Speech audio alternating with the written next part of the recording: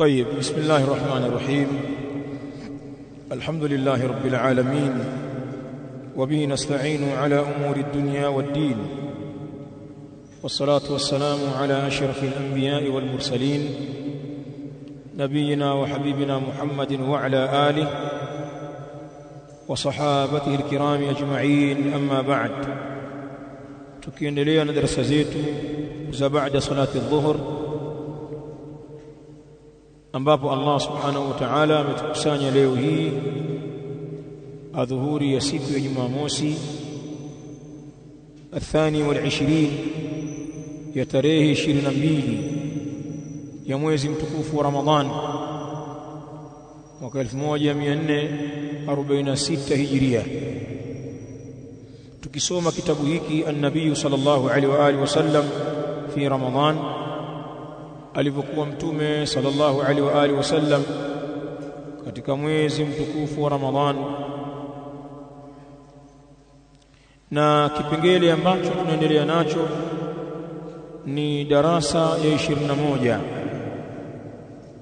al-hadi wal-20, darasa ya 21 ambayo ilikuwa inasema an-Nabii sallallahu alaihi wa alihi wasallam fi al-ashr al-awakhir min Ramadhan, na tunaendelea kwenye kipengele cha tatu. قال المؤلف حفظه الله تعالى: ثالثا، اعلم أن الليالي العشر الأواخر من رمضان هي أفضل ليالي السنة عند بعض أهل العلم.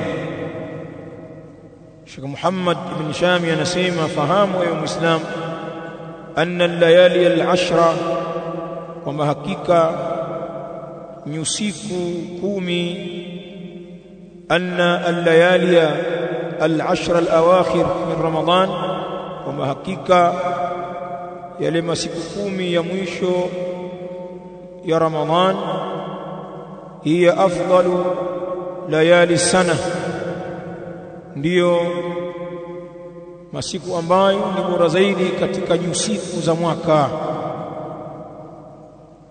Ama kuna usiku ulio bora katika mwaka mzima, ni ule usiku wa yale masiku 10 ya mwisho ya mwezi wa Ramadhan.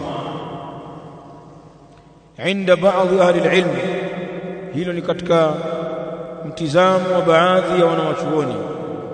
Sasa shaka anasema fa'tani bihadhihi al-ashr al-awakhir min Ramadhan, basi hebu yatilie umuhimu haya masiku 10 ya mwisho ya Ramadhan.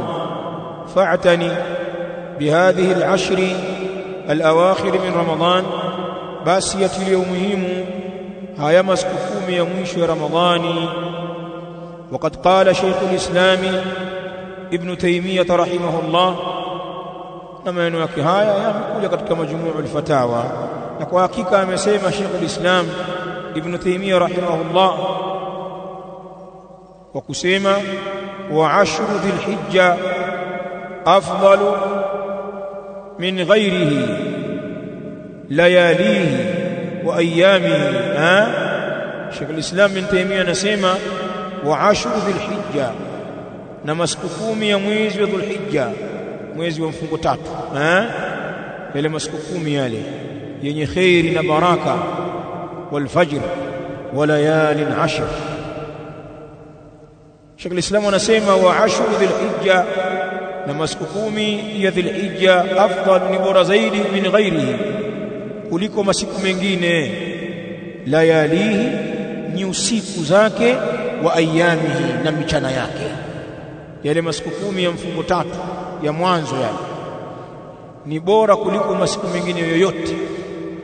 Usiku wa masiku yale ni bora zaidi, na michana yake. Hii ni kauli ya kwanza ya Sheikh al-Islam bin Taymiyyah rahimahullah. Waqad yuqal, anaendelea nasema, na panaweza pakasemwa layali al-ashr al-akhir min Ramadhan afdal, ni usiku za 10 la mwisho la mwezi wa Ramadhan ni bora zaidi. Usiku wa yale 10 usiku wa lile 10 la mwisho la mwezi wa Ramadhani ni bora zaidi. Hii ni kauli. Wa ayyamu tilka afdal, na michana ya yale masiku ya Dhulhijja ni bora zaidi. Hii ndiyo jamu walifanya Sheikh al-Islam Ibn Taymiyyah rahimahullah ta'ala baina ya haya 10 haya, 10 ya mwanzo ya Dhulhijja na 10 ya mwisho ya Ramadhani. Kauli ya kwanza ni kwamba 10 ya mwanzo ya mwezi wa Dhulhijja ndio bora zaidi, usiku wake na michana yake. Sawa, hiyo ni kauli ya kwanza. Kauli ya pili, amekusanya 10 yote mawili ya mwanzo wa Dhulhijja na 10 ya mwisho wa Ramadhani kwa kusema hivi: nyusiku za masiku 10 ya mwisho wa Ramadhani ndio bora zaidi. Al-ashr min Ramadhan, usiku wake ndio usiku bora zaidi kuliko usiku wote ule, lakini mchana wa masiku 10 ya Dhulhijja ndio bora zaidi kuliko mchana wote. Hadha huwa al-jam'u min hadha al-imam rahimahullah ta'ala. وقد يقال, na panaweza kusemwa, layali al-ashr al-akhir min Ramadhan afdal, ni usiku za 10 la mwisho la Ramadhani ndio yaliyo bora zaidi. Wa ayyamu tilka ay 10 Dhulhijja, na michana ya lile 10 la mwanzo wa Dhulhijja afdal, michana yake iliyo bora zaidi. Hii ni jamu baina ya haya 10 mawili haya, 10 la mwisho la Ramadhani na 10 la mwanzo la mfungo 3. Rabi'an, na saa nyingine hapa na muongozo mwingine, shaka nasema mimma yadullu ala fadli al-layali al-ashr al-awakhir min Ramadhan, min shahr Ramadhan, mimma yadullu, miongoni mwa yale ambayo yanajulisha ala fadli al-layali al-ashr al-awakhir min shahr Ramadhan, juu ya fadla ya usiku za 10 la mwisho la mwezi wa Ramadhani. Katika jambo lenye kuonyesha ubora wa masiku haya, anna fiha, ni kwamba kuna katika nyusiku zake hilo 10 la mwisho la Ramadhani Lailatul Qadri, kuna katika hilo 10 la mwisho la Ramadhani kuna usiku wenye cheo. Tena nasema fi witri al-ashr al-awakhir, katika zile siku witri za 10 la mwisho, siku witri za 10 la mwisho la mwezi wa Ramadhani ndiko ambako inatarajiwa kupatikana Lailatul Qadr, ule usiku wenye cheo, usiku wenye fadhila tele, ambapo kufanya ibada katika usiku huo ni bora kuliko miezi 1000, ikiwa Allah atakuwafikia kuudiriki usiku huo. Usiku huu wenye cheo unapatikana katika mwezi wa Ramadhani, tena kwenye 10 la mwisho hili ambalo tuko nalo sasa, ndani ya zile siku witri. Siku 21 ushapita huo, usiku wa 23 usiku wa leo, upambane usipite. Kisha usiku wa 25, usiku wa 27, kadhalika na kuelekea mpaka mwisho wa Ramadhani, kwa sababu imethibiti riwaya pia kwamba watu wautafute usiku wenye cheo katika usiku wa mwisho wa Ramadhani. Faltamisuha fi akhir laylatin min shahr Ramadhan, jaat riwaya. Na pia utafuteni huo usiku wenye cheo katika usiku wa mwisho kabisa wa mwezi wa Ramadhani. Wanasema ulama, usiku wa mwisho wa Ramadhani ima utakuwa ni usiku wa 29 au 30. Utafuteni. Alhasil, katika mambo ambayo yanajulisha fadhila ya masiku haya, ndugu zangu, tulionayo ni kwamba Lailatul Qadri inapatikana katika masiku haya. Sheikh anatuambia fa idha i'takafta fi awwal shahr Ramadhan wa wasati Ramadhan fa'ud ila al-i'tikafi fi al-ashr al-awakhir. Fa idha i'takafta, na pindi utapofanya itikafu wewe, fi awwali shahr Ramadhan, katika mwanzo wa mwezi wa Ramadhani, bimaana ukafanya itikafu kwenye 10 la mwanzo la mwezi wa Ramadhani, ikawa umefanya hivyo mathalan, wa wasati Ramadhan, na ukafanya itikafu pia katikati ya Ramadhani, kwa maana kwenye 10 lako la pili, 10 la kati pia ukafanya itikafu. Itikafu ni kufungania ya kubakia katika msikiti kwa ajili ya kumwabudu Allah subhanahu wa ta'ala na kuyaacha mambo yote ya kilimwengu, na ikawa utotoka hapo msikitini illa kwa haja na dharura yenye kukubalika. Na itikafu ina masharti yake kadha wa kadha. Miongoni mwa hayo ni usitoke hapo msikitini illa kwa haja. Miongoni mwa masharti iwe kubakia kwako hapo msikitini ni lillahi rabbil alamin, iwe ni kwa ajili ya Allah subhanahu wa ta'ala, uwe na ikhlas kwamba unabakia hapo kwa ajili ya ibada na si kwa sababu nyingine. Isijakawa umekaa unamsubiri mdeni kwamba tutakutana hapo msikitini, mwenyewe ukakaa umekaa pale, lakini malengo yako unamsubiri mdeni wako. Huwezi ukapata fadhila za itikafu. Au ni mlinzi kwamba ndio lindo hilo, ndio uko hapo uko kweli, lakini unalinda. Labda uweke nia nyingine ziwe mbili. Kwa hiyo ikhlas lazima ufanye utakaso wa nia kwamba uko hapo kwa ajili ya ibada. Lakini kingine, uwatenge wanawake kwa maana ya jimai, kuwaingilia wanawake wakati umefanya itikafu. Pia inapendeza hata usiwatomase pia na kuwapapasa, hata kama ukufanya jimaa unapokuwa msikitini, usifanye hivyo. Inapendeza zaidi kwa ajili ya kutafuta salama zaidi. Lakini kingine, huo msikiti ambao unafanya itikafu ni lazima uwe ni msikiti wenye kuswaliwa jamaa au jumua. Uwe ni msikiti wenye kuswaliwa jamaa au kuswaliwa swala ya Ijumaa. Wako wenye kusema kwamba ni lazima uwe wenye kuswaliwa Ijumaa tu. Ule wenye kuswaliwa jamaa lakini hauna Ijumaa pia haufai. Lakini alqaul alwasat ni msikiti wenye kuswaliwa jamaa na Ijumaa. Hii ni kwa madhehebu ya wanawachuoni wenye kuona kwamba itikafu inafaa katika misikiti mingine yote yenye kuswaliwa jamaa na jumua.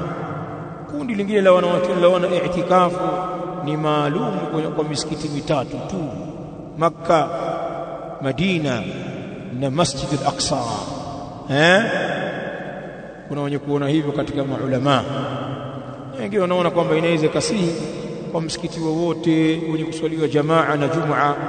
Ama ile dalili la itikafa illa fi 3 masajid, wanaelekeza kwamba hakuna itikafu bora. Itikafu bora zaidi ni ile ya misikiti mitatu: Aqsa Filistin, Masjid an-Nabawi Madina, wa Masjid al-Haram Makka. Na hapo pia pana maneno yake. Ala kulli hal, ukiwa na uwezo kwa itikafu kaa bwana. Wako wanawachuoni waliokuruhusu jambo hilo katika misikiti yenye kusaliwa jamaa na jumua. Na kama utasubiria Maka na una uwezo wa kwenda kila Ramadhani au kila baada ya miaka miwili, haya falbabu maftuh. Naam. Sasa narudi hapa, tunagusia kidogo jambo hilo kwa ufupi angalau.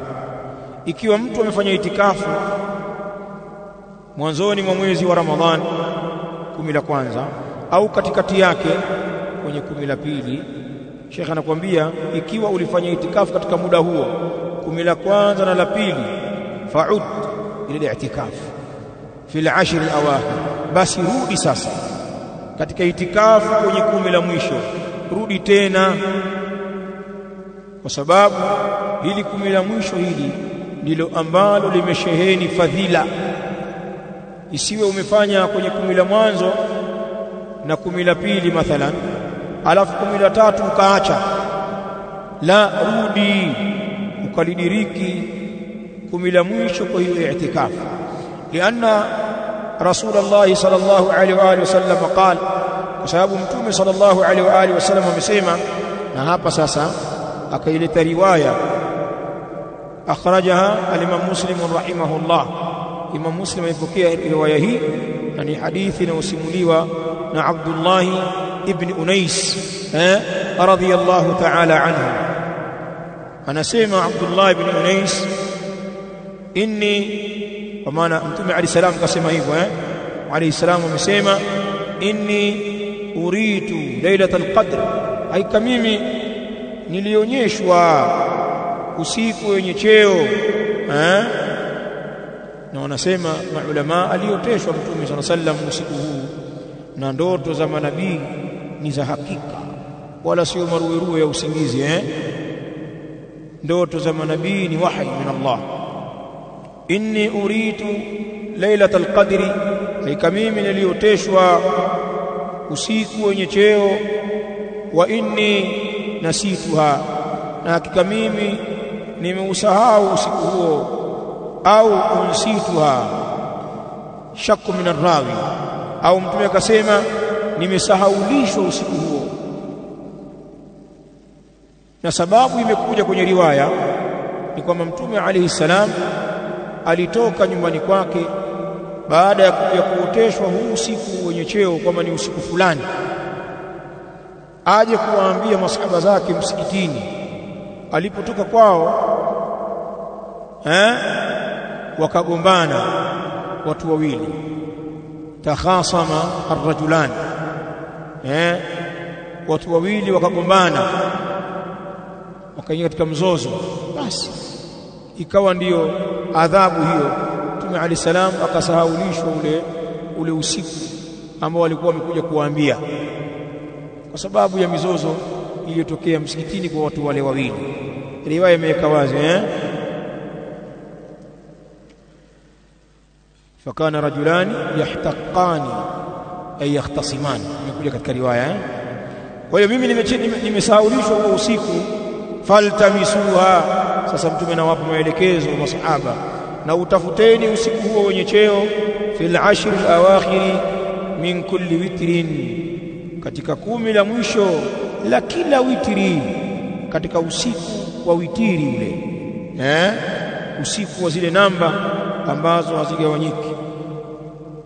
Kisha anaeleza mtume alayhi salamu ndoto yake, wa inni uritu, na hakika mimi nimeoteshwa, anni asjudu fi ma'in wa tinin, kwamba hakika mimi ninasujudu katika maji na udongo, tope, maji yaliyochanganyika na udongo, nimeoteshwa hivyo. Mtume alayhi salamu anawaambia, na hili likatokea kwa hakika. Ndio utajua ndoto za manabii ni wahi. Faman kana i'takafa ma'a rasulillah sallallahu alaihi wa alihi wasallam, ay fi awwal Ramadhan, na yeyote ambaye amekuwa amefanya itikafu pamoja na mtume sallallahu alaihi wasallam, yani mwanzo wa Ramadhani, yule aliyekuwa msikitini i'tikafu na mtume alayhi salam pale mwanzoni mwa Ramadhani, mtume alayhi salam anasema faliyarji, basi na arejee kwenye itikafu, kwenye hili 10 la mwisho arejee. Qal, anasema arrawi Abdullah ibn Unais radhiyallahu anhu, faraja'na, na tukarejea sisi msikitini baada ya maelekezo yale ya mtume alayhi salam kwenye hili 10 la mwisho, tukarejea msikitini. Asema wama nara fi samai qaz'atan, na inasomwa kwa fathi ya zai vile vile qaz'a. Wama nara fi samai qaz'atan, na hatuoni sisi katika mbingu wingu lolote, hakuna wingu zito mbinguni, hatuoni athari yoyote ya mvua. Qal, yaqulu rawi, wajaat sahabatu, na tahamaki kikaja kipande cha wingu. Wajaat sahabatun, na kikaja kipande cha wingu. Famutirna, na tukanyeshelezewa mvua. mvua ikatanda ghafla tu, palikuwa hapana dalili yoyote ya mvua, lakini kikaja kiwingu bwana, tukanyeshelezewa mvua, hatta sala saqfu almasjid, mpaka likavuja paa la msikiti. Na msikiti wa Mtume alayhi salam haukuwa kama misikiti yetu yenye kuweza kuhimili mvua kubwa na maji mengi. Tumepaua kwa vigae, mabati ya msauzi, sijui watu wanatafanana katika upauaji, bati nzuri kabisa. Msikiti wa Mtume alayhi salam ulikuwa umepauliwa kwa majani ya mtende, yamesukwa yale, ndio yakawa yamepaua. Msikiti wa Mtume alayhi salam ambao ndio kitovu cha nuru ya da'wa, kiwango chake kilikuwa ni hicho, lakini kazi yake ilikuwa ni kubwa, ambayo haifanywi na maghorofa ya leo, na ngome zilizojengwa imara hazina uwezo wa kufanya kazi ile ya kijisikiti cha majani cha Mtume sallallahu alaihi wa alihi wasallam. Anasema tukanyeshelezewa mvua, hatta sala saqfu almasjid, mpaka likavuja paa la msikiti. Wa kana min jaridi nakhli, na ulikuwa msikiti kwa maana paa lake wa kana, na lilikuwa hilo paa hilo saqfu almasjid, na lilikuwa hilo paa la msikiti min jaridi nakhli, linatokana na majani ya mtende. Kwa maana ni kama zile nyumba za vijijini zile, msikiti wa makuti ndio jaridi hiyo. Huko kwetu makuti ni ya mnazi, huko Uarabuni makuti ni ya nini? Ya mtende, ndio yale yale. Wa kana min jaridi nakhli, na ilikuwa hilo paa latokana na makuti ya mtende. Anasema arrawi, wa uqimati salatu, na ikakimiwa sala hapo msikitini. Faraaitu Rasulullah sallallahu alaihi wa alihi wasallam, na nikamuona Mtume alayhi salatu wassalam. Abdullah bin Unais anasema yasjudu fil ma'i wat-tin, kama alivyooteshwa, anasujudu katika maji yaliyochanganyika na udongo. Qal yaqulu rawi hatta raaitu athara at-tin fi jabhatihi, mpaka nikaiona athari ya udongo katika paji lake la uso alayhi salatu wassalam. Kwa hivyo Mtume alayhi salam aliwaelekeza masahaba warudi msikitini kwenye 10 la mwisho na wafanye itikafu, kwani ameoteshwa Lailatul Qadri itakuwa katika 10 hilo, na huo usiku wake patanyesha mvua, na yeye atasujudu katika maji na udongo. Na masahaba wakalijuriki hilo kweli. Usiku ule wa Lailatul Qadr ulitokea mvua, ikaja ambayo haikuwa na dalili, kiasi ambacho msikiti ukaloa na paa likavuja, na watu wakawa wanasujudu katika maji na udongo kama alivyooteshwa Mtume sallallahu alaihi wa alihi wasallam. Kwa hivyo 10 la mwisho ndio mahala pake Lailatul Qadri. Wako watu wa bid'a wanaongeza mambo mengi kwenye usiku huu wenye cheo. Mwenye sema utaiona nyota ya jaha, jinyota kubwa la anguka, si ndio? Naam, kuna alama zinatajwa katika riwaya, kama vile asubuhi ya ule usiku wa Lailatul Qadr inakuwa ni asubuhi mwanana, hata jua lake halina zile shiaa, jua halina ile miale mikali ya kuchoma, inakuwa jua lake ni dhaifu, jekundu asubuhi yake, na mchana wa siku hiyo unakuwa ni mchana uliotulivu kabisa. Zimekuja katika riwaya, lakini kwamba ni jinyota la jaha la anguka, au utaona mwangaza mkubwa unakupiga wakati unatoka nyumbani kwako au unatokea msikitini, ukiona mwangaza mkubwa umekupiga, basi ndio yenyewe haya kama radi. au mweko, hayo hayajaja katika sunna ya Mtume sallallahu alaihi wa alihi wasallam. Tusiongeze alama zingine ambazo hazijaja. Lakini kipengele kingine cha 5 Sheikh anasema shammir ila fi'li at-ta'ati fi al-'ashr al-awakhir tashmiran 'aziman taqarruban ila Allah ta'ala. Anasema shammir, jifunge kibwebwe bwana, ongeza bidii ila fi'li at-ta'at, katika kufanya ta'at fi al-'ashr al-awakhir, katika 10 la mwisho la Ramadhan, tashmiran 'aziman,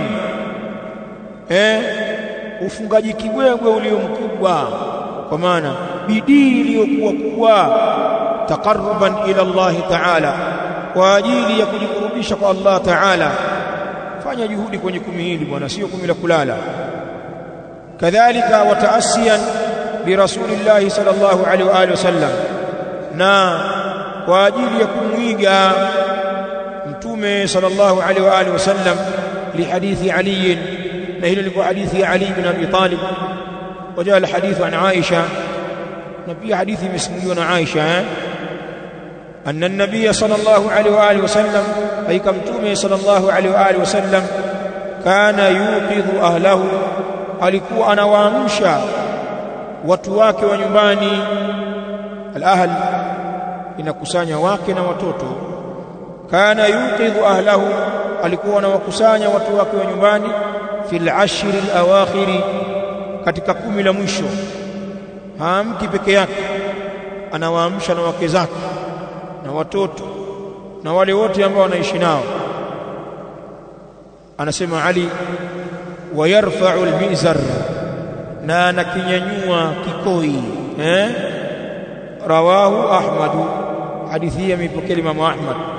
Tuliona maana ya at-tashmir, maana ya shaddu al-mizar, na sasa hivi kuja lafzi hili raf'u al-mizar, ni kufanya bidii katika ibada, kuongeza kasi au kujitenga na kuwaingilia wanawake.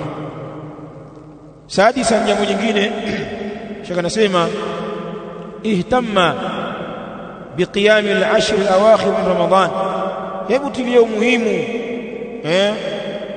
biqiyam al-'ashr al-awakhir min Ramadan, wa kisimamo cha 10 la mwisho la Ramadhani, salatu at-tarawih, yenye kuswaliwa katika 10 la mwisho la Ramadhani. Hebu itilie umuhimu swala hiyo, ipatilize hiyo swala. Li hadithi Ubadah ibn Samit, na hilo ni kwa hadithi ya Ubadah ibn Samit radhiyallahu anhu, anna Rasulullah sallallahu alaihi wa alihi wasallam, haika Mtume sallallahu alaihi wa alihi wasallam qala, tumekasema lailatul qadri fil 'ashr al-bawaqi, usiku wenye cheo ni katika 10, ni katika 10 lililobakia, kwa maana 10 la mwisho hilo. Lailatul qadri, usiku wenye cheo, fil 'ashr al-bawaqi, ni katika masiku 10 yaliyobakia. Hapo ndiko linapodhaniwa kupatikana, unapodhaniwa kupatikana huo usiku wenye cheo. Mtume akasema man qamahunna ibtighaa hisbatihinna, yoyote ambaye atasimama masiku hayo, al-'ashr al-bawaqi, hayo masiku 10 ya mwisho wa Ramadhani yaliyobaki. Man qamahunna ay fi salah, yoyote ambaye atayasimama masiku hayo kwa kuswali, ibtighaa hisbatihin, kwa ajili ya kutafuta ujira wake, ajri thawabihin, kwa ajili ya kutafuta ujira wa thawabu zake. Fa inna Allah, na hakika Allah subhanahu wa ta'ala, yaghfiru lahu ma taqaddama min dhanbihi, anamsamehe yeye huyu yale yaliyotangulia katika madhambi yake, kwa sababu amesimama kwa ikhlas, anataka thawabu tu za Allah basi. Fa inna Allah, hakika Allah ta'ala, yaghfiru lahu ma taqaddama min dhanbihi, anamsamehe yeye kile ambacho kimetangulia katika dhambi lake. wama taakhara, na kile kilichochelewa, dhambi la baadaye. Kisha akataja huo usiku wenye cheo uko lini, asema wa hiya lailatu witrin 90, na huo usiku wenye cheo ni usiku wa witri wa siku 9 zilizobaki. Ndio maana yake. Ukisema siku 9 zilizobaki kumalizika Ramadhani, ni usiku wangapi? Usiku wa 21 au 70, au ni usiku wa siku 7 zilizobaki. Usiku wangapi? 23, usiku wa leo. Au khamisati, au usiku wa siku 5 zilizobaki. Usiku wangapi? 25. Au thalithati, au usiku wa siku 3 zilizobaki. 20 ngapi? 27. Na hapo ndio penyewe. Na hadithi kasema au akhiri lailatin ay min Ramadhan, au usiku wa mwisho kabisa wa Ramadhani. Kwa maana 10 la mwisho watakiwa upambane nalo lote, mwanzo wake na mwisho wake. Kule kwa wanawake tumesoma darasa zao, Lailatul Qadr inapatikana hata katika masiku yale ya shufaa, al-ashfa' min al-ashr, yale masiku shufaa yale, siku 22, siku 24, siku 26, zimekuja dalili na tafsiri ya Abu Sa'id al-Khudri radhiyallahu ta'ala anhu na Sheikh al-Islam Ibn Taymiyyah akatilia mkazo hili kwamba masiku shufaa pia hupatikana Lailatul Qadr. Hiyo ilikuwa ni ziara kwenye darasa ya wanawake. Fuatilieni sauti. Rawahu Ahmad, hadithi kaipokea nani? Kaipokea Imam Ahmad rahimahullah. الثاني والعشرون تمسك له درس إيقاظه صلى الله عليه وآله وسلم أهله في العشر الأواخر. دراسة 22 شيخ نتاج hapa ni kuamsha kwake Mtume عليه السلام watu wake. إيقاظه صلى الله عليه وآله وسلم أهله, kuamsha kwake Mtume صلى الله عليه وآله وسلم watu wake, wake zake na watoto wake, fil ashri al-awakhir, katika 10 la mwisho la Ramadhani. Ana Aisha radhiyallahu anha qalat, jambo hili Sheikh analitaja hapa kwamba ulikuwa ni utaratibu pia wa nani? Wa Mtume sallallahu alaihi wa alihi wasallam katika Ramadhani, kuamsha watu wa familia yake wasiwe nyuma katika mambo ya ibada. Sisi leo tunaghafilika na jambo hili, pengine tukaamka sisi, wao tukawaongezea shuka. Ndio huruma yetu hiyo. Umeamka kumwona waifu pale, shuka imemvuka, kajikunja kwa baridi, unamuongeza jiblangeti pale, alafu unakwenda kuswali.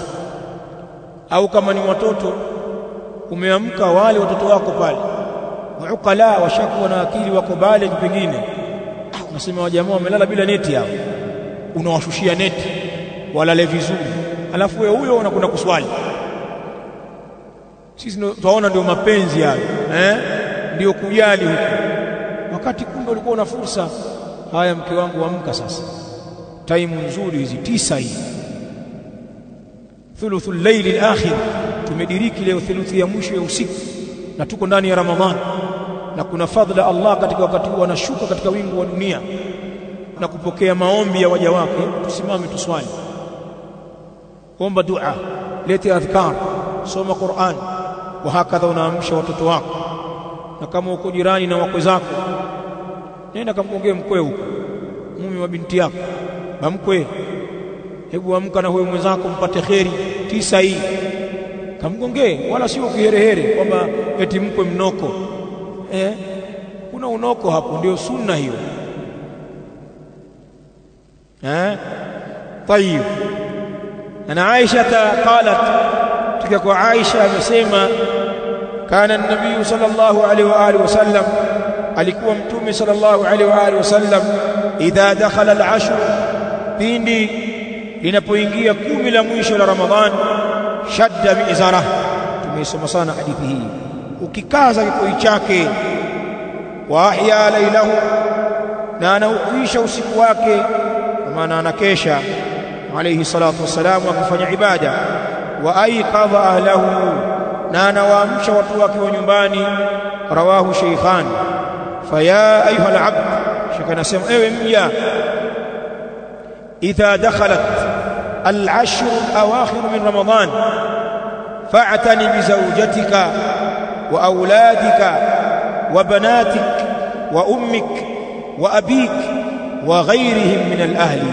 Kalia maneno haya, shaka anasema jambo la kwanza na tunasihi sisi waja wa Allah, mimi na wewe, idha dakhalat al-ashr al-awakhir min ramadan, na pindi likiingia 10 la mwisho la mwezi mtukufu wa Ramadhani, fa'atani bi zawjatik, basi mtilie umuhimu mke wako, mzingatie mkeo, usimsahau.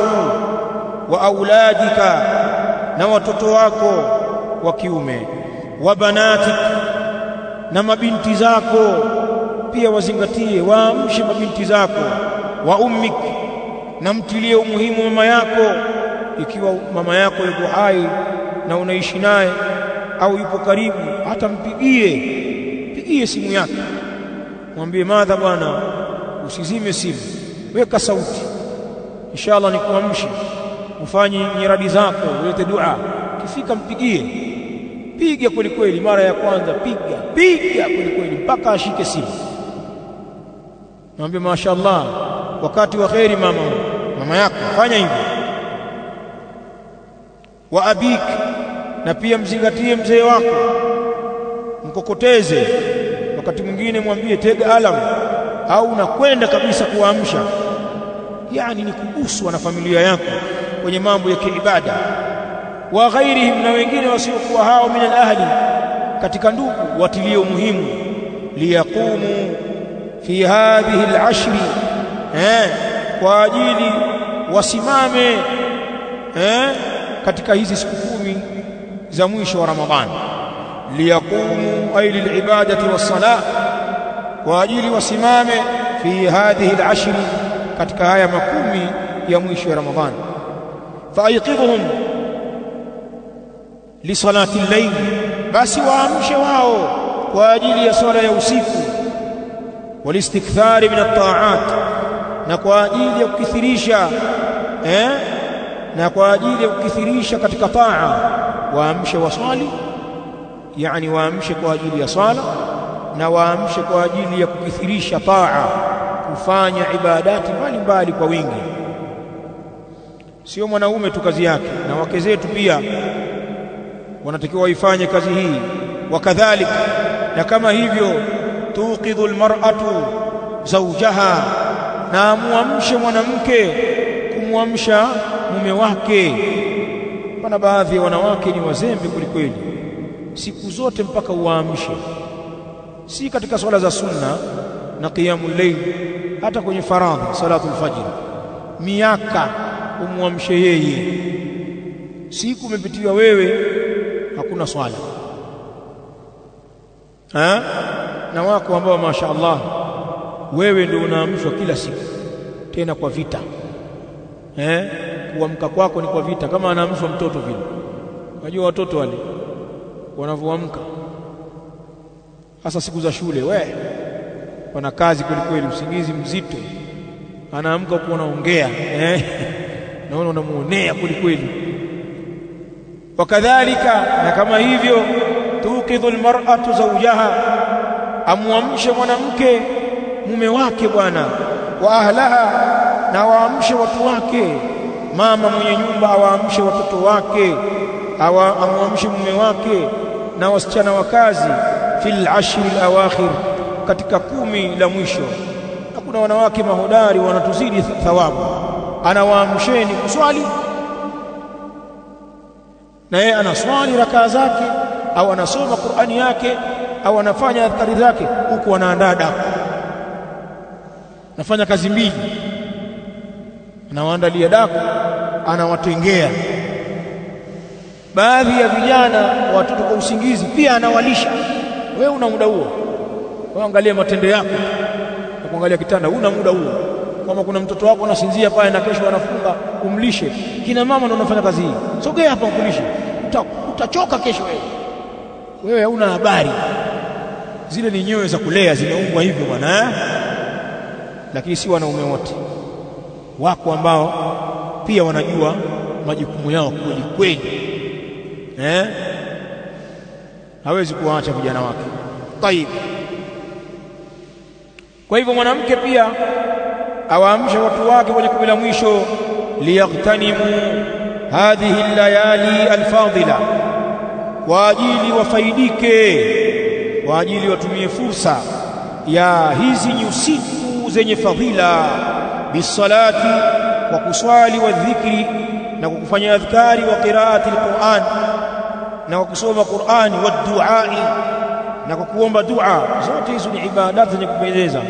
Mutaassin fi dhalika, aliyakuwa ni wenye kuiga katika hilo, bi rasulillahi sallallahu alaihi wa sallam, kwa kumwiga mtume wa Allah sallallahu alaihi wa sallam, alladhi kana yuqidu ahlahu, mtume ambaye alikuwa anawaamsha watu wake fi hadhihi al-ashr, katika haya masiku 10 ya mwisho wa Ramadhani. Kisha anasema tena, liya'tani ar-rajulu wal mar'atu fi al-ashr al-awakhir bil istikthar min at-ta'at, na atilio muhimu, liya'tani liyahtam, na maana hiyo liya'tani ar-rajulu, na atilio muhimu mtu mwanamume, wal mar'atu, na mwanamke, fi al-ashr al-awakhir, katika 10 la mwisho la Ramadhani, bil istikthar min at-ta'at, kwa kukithirisha taa. Sheikh anakitiza maneno haya, wa yuqidha kullu minhum al-akhar lidhalika, na amuamshe, wa yuqidha kullu minhum al-akhara, na amuamshe kila mmoja miongoni mwao kumwamsha mwingine, lidhalika, kwa ajili ya hilo la kuswali na kukithirisha taa, taawunan ala albirri wattaqwa, kwa ajili ya kusaidiana juu ya wema na ucha Mungu. Kila mmoja ajitume kumwamsha mwenzake, kishtuka mshtue mwenzako. Na hii si lazima wewe ni wanandoa peke yao, hata marafiki wenye kupendana wanaamshana na kuambiana, unipigie bwana, unishtue bwana ukiamka, sizimi simu. Na kwenye kipindi kama hichi mtu anakaa na simu yake kwenye mto hapo, kwa ajili ya kusubiria kuamshwa kwenye kheri kama hizi, unaweza ukapitiwa. Wakati qala ta'ala, na kwa hakika amesema Allah ta'ala, wa ta'awanu 'ala albirri wattaqwa, na saidianeni juu ya wema na ucha Mungu, wala ta'awanu 'ala al-ithmi wal-'udwan, na wala msisaidiane juu ya madhambi na uadui. Al-Maida aya pili. Bali kuna jambo analitaja hapa, si kosa pia, usije ukalaumiwa. Hatta anasema, wa hatta law i'tazala ar-rajulu zawjatahu aw al-mar'atu zawjaha min ajli at-tafarrugh lil-ibadat wat-ta'at, anasema fala darara ala ahadihima wala idha'ata haqqin. Sawa, Sheikh anasema, wa hatta law i'tazala ar-rajulu zawjatahu, na hata kama akimtenga mwanaume mke wake katika ile 10 la mwisho, ukawaambia jamani, hebu mniache kwanza, mniache nielekee kwa Mola wangu, haya mengine niacheni kwanza. Hata akimtenga mwanaume mke wake, au almar'atu zawjaha, au akamtenga mwanamke mume wake, akataka udhuru kwa hilo, min ajli tafarrugh lilibadat watta'at, kwa ajili ya kukaa faragha, kwa ajili ya kujitenga faragha, min ajli tafarrugh lilibadat watta'at, kwa ajili ya kujitenga faragha kwa ajili ya ibada na taa. Unaona, kwa ajili ya kujitenga faragha kwa ibadati na taat. Kikifikia kiwango hiko kwamba ukamtenga mke au mke akukutenga wewe kwa malengo haya, shaka nasema bila dharar ala ahadihima, bila ya kumtia madhara ya kusababisha madhara juu ya mmoja wao wawili hao, bila dharar ala ahadihima, bila ya kutia madhara juu ya mmoja wao wawili hao, mke na mume, wala idha'ata haqqin, wala bila kupoteza haki. Maana yake ni kwamba hilo litafaa ikiwa mtakubaliana, wala hakuna madhara makubwa, wala hakuna kupoteza haki. Ni fursa hiyo ya ibada na mkapeana nafasi. Faqad jaa alhadithu, wa hakika imekuja hadithi an Hubairata an Ali qala kana Rasulullah sallallahu alaihi wa alihi wasallam, alikuwa mtume sallallahu alaihi wa alihi wasallam, idha dakhala al-ashru, pindi linapoingia 10 la mwisho la Ramadhani, aiqadha ahlahu, anawaamsha watu wake bwana, wa rafa'a al-mizara, na anakinyanyua kikoi. Qila li Abi Bakr, pakasemwa kuambiwa Abu Bakr, kwamba maana yake ni nini hapa ukinyanyua kikoi? Ma rafa'a al-mizara ni nini? Kunyanyua kikoi nini maana yake? kanyanyua kikoi qal i'tazala an-nisaa, aliwatenga wanawake na kuwa mbali nao kwenye 10 la mwisho Ramadhani alipokuwa ni mu'takif alayhi salatu wassalam. Hii haina maana kwamba haifai sisi kustarehe na wake zetu kwenye 10 la mwisho la Ramadhani, au wake kustarehe na waume zao kwenye 10 la mwisho Ramadhani, muda wa kuwa watu hawako itikafu. Ama mtu aliye itikafu kufanya tendo la ndoa ni kuvunja ile itikafu yake, ni naqd lil-i'tikaf. Ama aliye nje ya itikafu na ni katika usiku wa Ramadhani, ana ruhusa hiyo. Kinachozungumzwa hapa ni kupeana nafasi na kutilia umuhimu jambo la ibada, kwamba inafaa pia kama hakuna madhara makubwa kupeana nafasi kwa kuacha jambo hilo kwa ajili ya kutafarrak kwa ibada. Insha Allah taala kuanzia darasa ya kesho tutaendelea nukta ya 3. Muda wetu umekwenda, taishia hapa. Barakallahu fikum. Subhanakallahumma bihamdika ashhadu an la ilaha illa anta astaghfiruka wa atubu ilaik.